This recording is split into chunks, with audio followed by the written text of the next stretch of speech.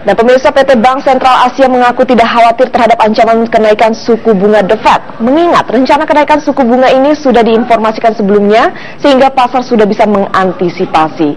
Direktur Utama BCA Yahya Setiaatmaja menilai saat suku bunga The Fed naik adalah dengan mengikuti arus atau ikut meningkatkan suku bunga untuk menenangkan pasar. Meski demikian, BCA lebih mengkhawatirkan mengenai likuiditas di dalam negeri dibandingkan ancaman kenaikan suku bunga. BCA khawatir jika pemerintah tetap mengandalkan dana perbankan bagi pembiayaan proyek infrastruktur di saat suku bunga naik. Dalam pembangunan proyek infrastruktur, pemerintah secara total membutuhkan dana investasi sebesar 4.970 triliun rupiah. Sementara kemampuan bank domestik hanya 100 hingga 200 triliun rupiah, sehingga dikhawatirkan pinjaman luar negeri akan melonjak.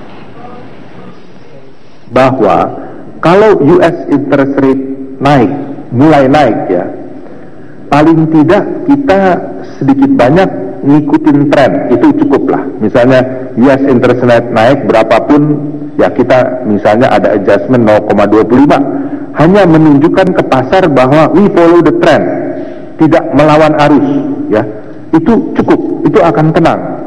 Tetapi kalau kita melawan arus, ya mungkin market itu jahat, market suka men-challenge, ya.